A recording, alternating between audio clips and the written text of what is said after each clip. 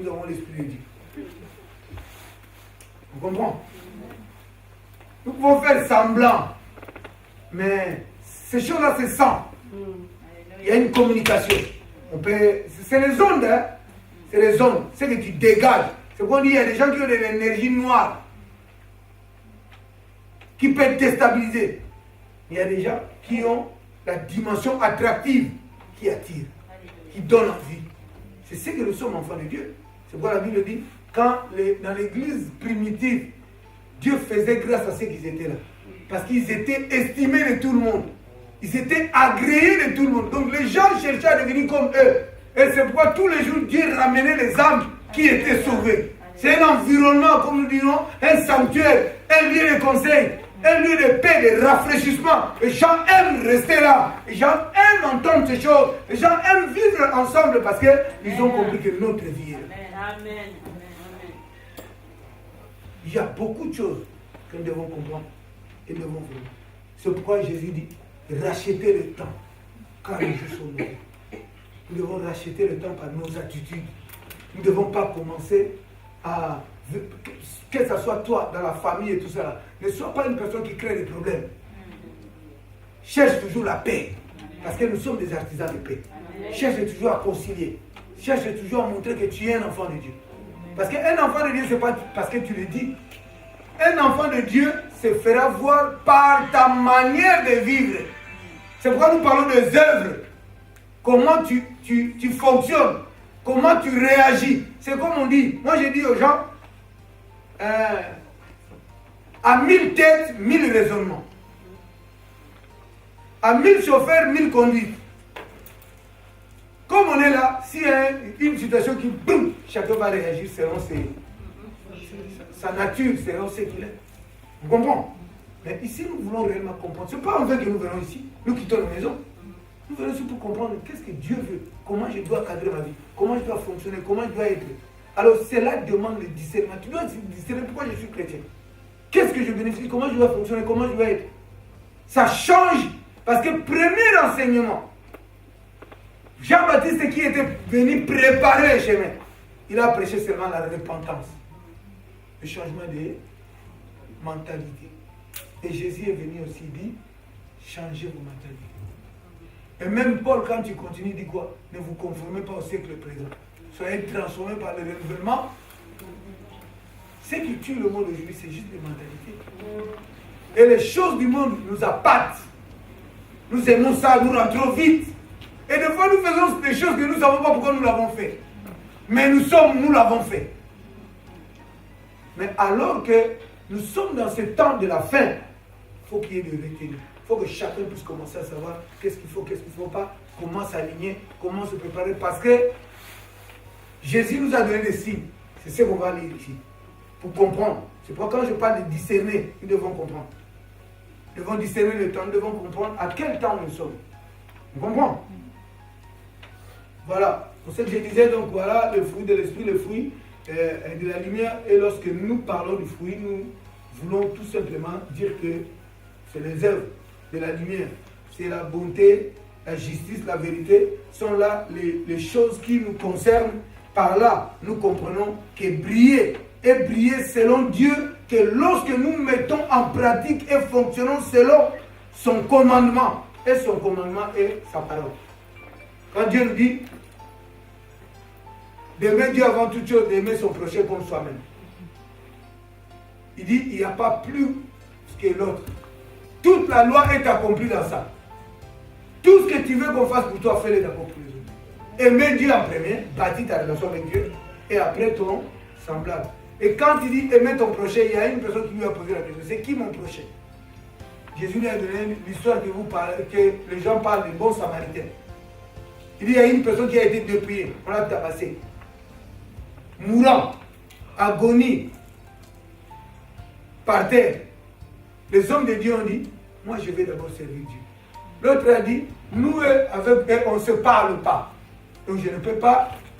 Chacun, ils se font, donc ils se sont fait, chaque personne raison, ils se sont fait des raisons pour justifier que nous ne l'aidons pas parce que, mais on dit un samaritain. Vous savez, quand on dit un samaritain, c'est une personne qui vit le mélange. Parce que les Samaritains étaient des Samaritains, ils avaient leur Dieu, leur manière de fonctionner. Mais quand le roi d'Assyrie est venu assiéger Jérusalem, c'est eux qui étaient venus là. C'est comme si Russie, maintenant, qui est en train d'attaquer Ukraine, maintenant ils sont restés là. Maintenant, pendant qu'ils restaient là, Dieu manifestait sa puissance par le lion. Maintenant, ces gens-là avaient peur de mourir. Maintenant, ils allaient dans les synagogues pour que les rabbins, ou pardon, ce temps-là, il y avait les sacrificateurs, pour les enseigner la parole de Dieu. Donc, ils écoutaient la parole de Dieu, mais ils étaient aussi, donc ils avaient cette vie-là qui n'était pas vraiment correctement. Et Jésus a dit que cette personne-là a aidé. Quand il est arrivé là, il a vu ce monsieur à l'agonie et il est venu l'aider. Il a pris le gars, il l'a laissé dans l'auberge, il a dit s'il y a des dépenses plus, je paierai. Et Jésus a posé la question à celui qui lui a posé, qui est son prochain parmi tous les trois qui sont passés? La personne a dit c'est celui qui l'a aidé. Il dit toi aussi va faire comme ça. Donc un prochain c'est à chaque fois toi, tu es proche d'une situation, tu dois réagir comme étant un enfant de Dieu. Parce que tu es proche. Le mot prochain vient du proche. Parce que le Samaritain n'était pas lié avec cette personne. Mais il a vu la situation et il a intervenu. Vous comprenez? C'est pourquoi dans ce passage on dit un bon. Donc parmi les Samaritains, il y a aussi des bons. Comme Jésus, quand il avait guéri les 10 lépreux, dans les 10 lépreux, il y avait 9 juifs, un Samaritain. Et tous les 10 là, quand ils étaient guéris, les 9 sont partis. Il y avait seulement un Samaritain qui était revenu dire à Jésus, merci, la reconnaissance. Jésus a dit, et les 9, ils n'étaient pas guéris. On comprend? Il a dit, mais il y a des Samaritains qui sont bons. Il y a des bons Samaritains. On comprend? Donc nous devons aussi faire de bonnes œuvres, de servir notre Dieu, de vouloir réellement. Parce que quand nous faisons là, nous ne sommes pas en train de banquer sur le banc de Vincennes ou de Noisy-Chassis. C'est quel champ là où on dit? Les champs de Mars. Je ne sais pas si c'est quel champ. Il y a des champs, il y a beaucoup de champs ici. Il y a des Noisy-Champs, il y a des champs de Mars. Champs de Mars, c'est tout refait. Et l'autre là-bas, il y a Vincennes, il y a l'autre là-bas, Hermont et Bonne. Ouais, Beauchamp, oui, c'est ça. Donc voilà, il y a des gens qui banquent sur les chevaux là. Mais nous voulons banquer sur le cheval bien du Christ. Amen. Parce que nous savons que nous préparons notre vie éternelle. Vous savez, c'est aujourd'hui qu'on prépare le lendemain. Comprends? C'est pourquoi nous devons être éveillés, nous devons discerner. Nous allons voir comment Christ est venu nous parler ici. Regardons, ça c'est Jésus. Ça c'est Matthieu 24. C'est ça, je connais ça. Matthieu 24, je commence à partir du premier verset. Pour que nous puissions comprendre ça. Regardons ce que le Seigneur, je prie, parole du Seigneur. Comme Jésus s'en allait, au sortir du temple, ses disciples s'approchèrent pour lui en faire remarquer les constructions. Donc au temps de Jésus, il y avait des constructions, il y avait des choses aussi que les disciples ont voulu voir comment. C'est la modernisation, l'évolution. Hein? Mais regardons la réponse de Jésus qui dit quoi? Il dit quoi? Mais il leur dit, voyez-vous tout cela? Je vous le dis en vérité, il ne restera pas ici pierre sur pierre. Donc tout sera renversé. Il sera qu'il ne soit renversé. Donc c'est quoi? Tout ce que vous voyez là, rien ne restera sans être renversé. Tout sera renversé. On comprend? Quand les gens, il faut voir tout ce que le monde fait, la modernisation et tout ça là, c'est des choses limitées comme j'ai dit, il y a un temps. Jésus a dit tout sera renversé. Il assis sur la montagne des Oliviers et les disciples veulent en particulier lui faire cette question. Dis-nous, quand cela arrivera-t-il? Parce que quand Jésus a dit tout sera renversé, les disciples ont compris que c'est la fin. Quand Dieu va venir, hein, chambouler tout. C'est pourquoi on dit quoi? Il viendra ébranler. Vous comprenez? Et maintenant, les disciples lui posent la question, ça serait quand? Et maintenant, regardons ce que Jésus est en train de dire. Et quel sera le signe de son avènement et de la fin du monde? Donc, les disciples posent la question à Jésus pour qu'il puisse comprendre quand est-ce que ça sera la fin et quels sont les signes de l'avènement, de l'avènement du Christ. Parce que Christ, avant la fin du monde, l'Église doit être enlevée. C'est là où nous parlons de l'enlèvement. Donc, c'est-à-dire que quand l'Église sera enlevée, pour ne pas, Dieu veut épargner l'Église. On comprend? Et c'est important que nous travaillons dans nos vies, parce que si nous ne travaillons pas, quand il viendra enlever, c'est là où il y a des problèmes. Parce que nous ne savons pas le temps, nous ne connaissons pas. C'est pourquoi nous ne blaguons pas avec toutes ces choses. Ce que nous voyons dans le monde aussi, ce que nous voyons aujourd'hui, même si vous voulez, les problèmes de Russie et tout ça, tout est écrit. Mais seulement nous, les enfants de Dieu, nous n'arrivons pas à faire cas. On vit comme ça, comme des gens qui nous... Non. Les livres là que vous gardez là, vous sortez avec ça sans lire. Vous allez seulement là, il y a d'autres personnes qui me mettent sur la tête quand tu veux dormir. Parce qu'il y a une puissance, il n'y a rien du tout. La puissance, c'est quand tu crois.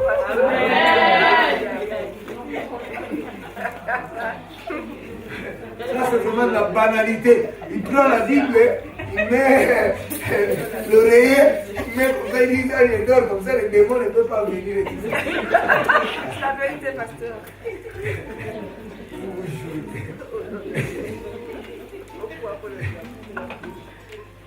Voilà. Et regardons quand les disciples lui posent la question, il dit, il ne restera pas ici, pierre sur pierre, qui ne soit renversé. Il est assis sur la montagne des Oliviers et les disciples viennent lui, en particulier, lui faire cette question. Dis-nous, quand cela arrivera-t-il? Et quel sera le signe de ton avènement? Il dit de ton avènement et de la fin du monde. Parce que les disciples aussi étaient informés de cette situation. C'est pourquoi nous, en tant que chrétiens, nous ne pouvons pas ignorer ça. Parce que Christ viendra. Mais quand Christ viendra, il faut que moi je me prépare. Vous comprenez? Et nous devons aussi, parce qu'il y a un moment, les gens pensaient que ce monde-là ne sera pas détruit.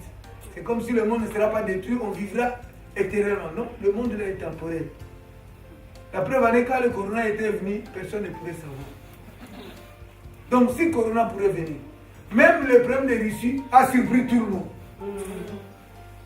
Vous comprenez? Aujourd'hui, on ne parle plus de corona. On a déjà oublié le corona. Maintenant, c'est Russie. Quand tu regardes le BFM, oh là là, ça tourne. Donc voilà. Mais les disciples ont posé cette question. C'est une question, c'est majeur. C'est quelque chose de très important. Dis c'est quoi? Ou quels sont les signes? Regardons maintenant quand Jésus va nous montrer pour que nous puissions comprendre. Regardons ce que Jésus dit. Jésus leur répondit, prenez garde que personne ne vous séduise, car plusieurs viendront sous mon nom, disant, c'est moi qui suis le Christ. Et ils séduiront beaucoup de gens. Vous entendrez parler de guerre et de bruit de guerre. Gardez-vous d'être troublés. Car il faut que ces choses arrivent, mais ce ne sera pas encore la fin. Une nation se lèvera contre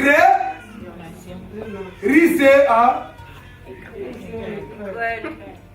Vous l'avez dans mon Bible là, comme je vous dis, vous marchez avec ça. Mais vous suivez toujours BFM. Mais vous n'arrivez pas à découvrir les choses qui concernent votre vie. Il faut que les écailles tombent, il faut que nous changions un peu. Pourquoi venir ici, ça nous fait du bien. Dis à ton frère, moi je ne manquerai plus.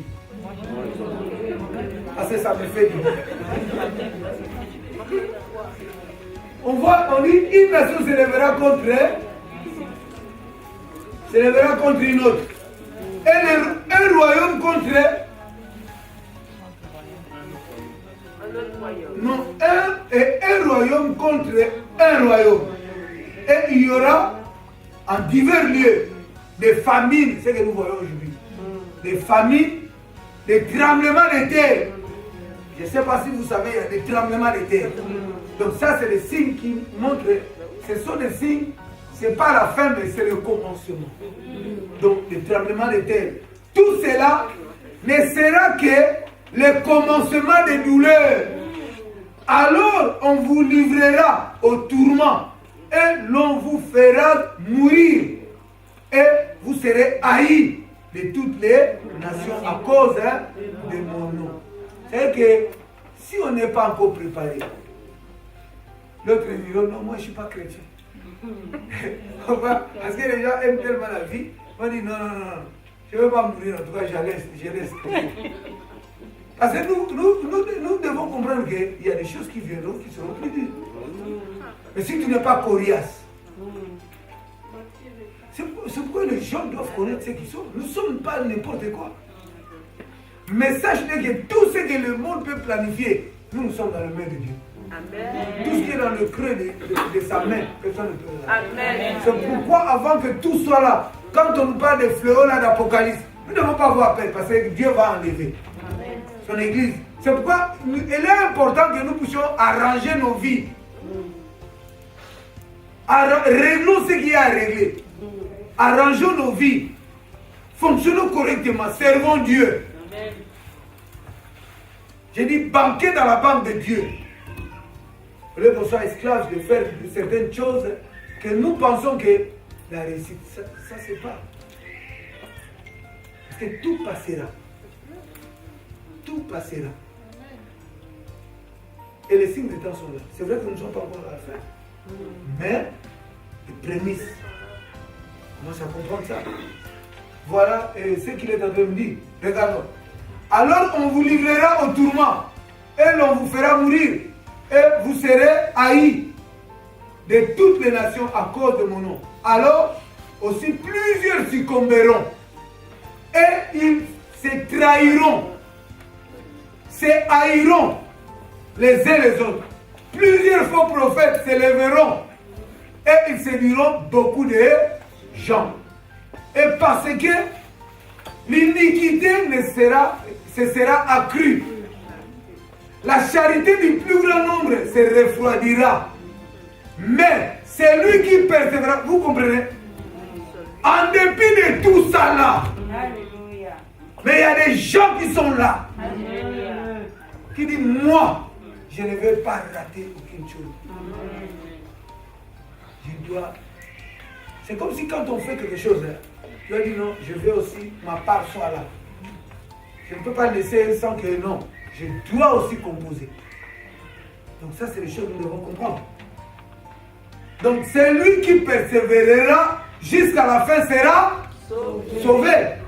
Donc quand toutes ces tribulations, les choses là soient, si tu es réellement engagé, déterminé pour servir ton Dieu, tu seras sauvé. Tu seras sauvé. Et en plus, maintenant, ce que je vous dis, la raison que Dieu nous a dit de briller, c'est ce que Jésus dit. Cette bonne nouvelle du royaume sera prêchée dans le monde entier pour servir de témoignage à toutes les nations, alors viendra la fin. Donc quand toutes ces choses vont passer, ça c'est un plan. Il dit comment les choses vont se dérouler. Et maintenant il dit, ceux qui persévéreront seront sauvés. Et parce que ceux qui persévéreront faire quoi? À faire l'œuvre de Dieu, à continuer à briller. Alléluia. Comme les 10 vierges, il y avait 5 qui avaient des réserves de pétrole. Leur lumière ne s'est pas éteinte. Vous comprenez? Pour les autres, il n'y avait plus de pétrole. Ça s'est éteint, ils ont dit qu'ils vont aller chercher. Le temps qu'ils sont allés chercher, le pour rentre. Les 5 sont rentrés, les 5 sont rentrés. Et nous devons comprendre, nous devons racheter le temps qu'on nous dit. Nous devons savoir quel temps nous vivons. Nous devons avoir le discernement. C'est pourquoi moi j'ai dit, je suis avec tout le monde, je ne suis pas tout le monde. Parce que je sais ce que je fais. Je ne peux pas être comme tout le monde. Et moi j'ai dit, tout ce que nous vivons ici, ça a commencé par quelqu'un. Et moi je vais commencer moi. Je commence moi. Acceptez moi comme moi. Je ressens en vous savez, c'est comme ça, c'est la liberté de tout un chacun. Vous comprenez?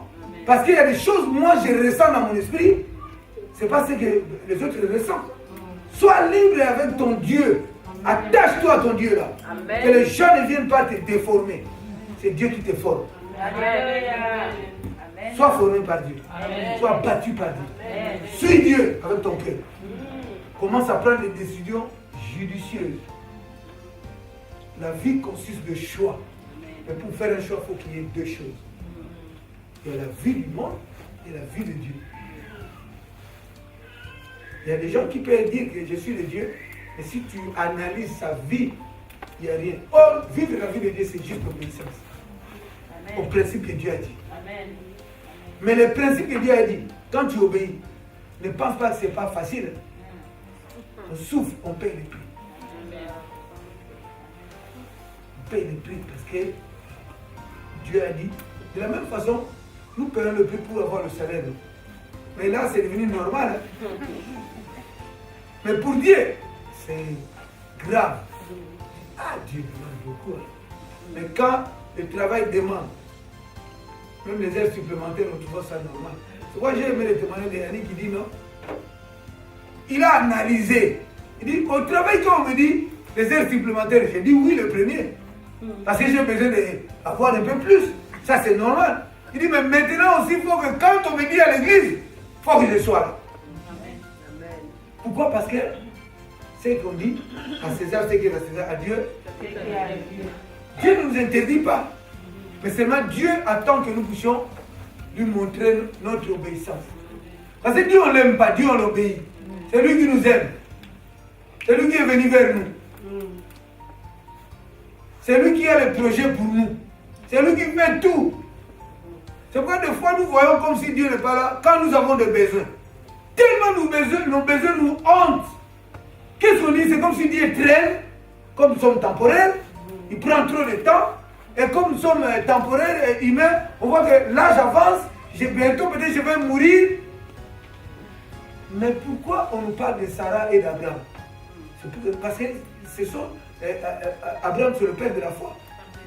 Donc ça veut dire que quand sa vie commençait, il commençait à devenir lambeau, il était en lambeau, mais Dieu a reçu Dieu. Qu'est-ce que nous pouvons dire quand nous lisons dans Osée? Il y avait des ossements. Il n'y avait même plus la vie. Mais Dieu a remis la vie. Dieu est capable. Job a tout perdu. A perdu tout. Dieu a remis tout. Plus que ce qui était avant. Dieu peut faire des merveilles, des miracles, des choses. Nous ne devons pas douter, nous devons réellement croire. Réagissons nos positions. Dieu est vrai. Il faut que Dieu soit vrai dans ta vie. Ce ne soit pas un Dieu de oui, que tu as entendu parler des gens, ou que tu dis seulement, mais tu ne vis pas. Décide-toi, bâtis ta vie, règle certaines choses, et tu verras la gloire de Dieu. Dieu a dit, mettez-moi à l'épreuve. Pourquoi on ne le met pas à l'épreuve? Nous ne le mettons pas à l'épreuve parce que nous savons que nous ne pouvons pas aussi. Nous savons que nous ne pouvons pas. C'est pas que vous, même moi aussi je me bats. C'est comme Paul a dit. Moi aussi je cours. Nous tous nous débattons. Mais maintenant, soyons vraiment aguerris. C'est pas facile. C'est qu'on est être chrétien, c'est pas facile. Mais maintenant, il faut être préparé mentalement pour trouver normal. Comme nous, les travailleurs, on commence à trouver ça normal. Le travail est devenu normal parce qu'on vit sans ça. On ne peut pas vivre sans ça. C'est comme aussi la vie des choses de Dieu. C'est comme ça.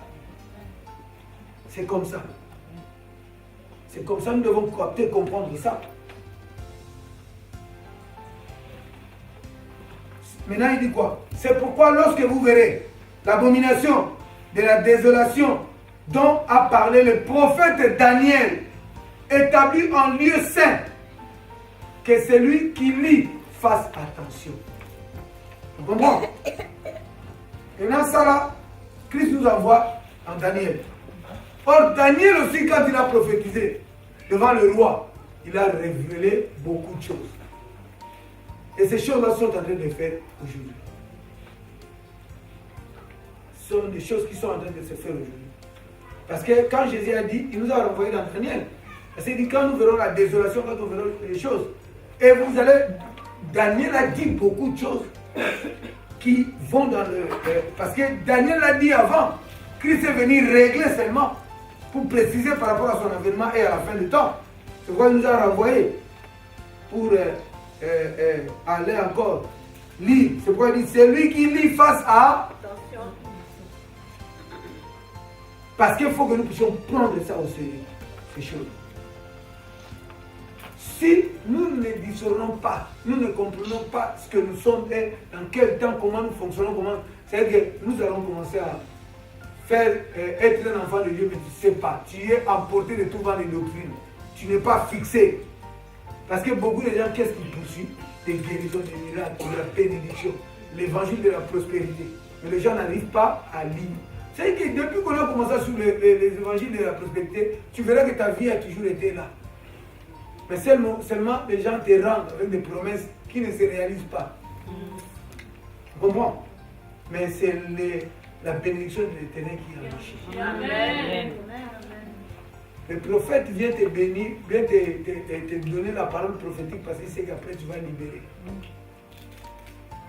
ça, ce n'est pas un problème. On ne peut pas parler des hommes de Dieu, on ne peut pas parler des choses là. Mais ce qui est important, que nous voulons que nos vies soient bâties. Les serviteurs de Dieu sont appelés pour servir Dieu comme il se doit, mais nous devons comprendre, même nous, les hommes de Dieu, chacun rendra des comptes. Amen. Tous nous rendrons des comptes. Amen. C'est pourquoi chacun sait comment il doit les faire. Et même nous, chrétiens, chaque chrétien, tu dois comprendre, tu as des responsabilités dans ta vie, ta manière de vivre. Parce que chaque personne, comme la Bible dit, il est réservé aux hommes de mourir une seule fois. Et après quoi viendra le jugement.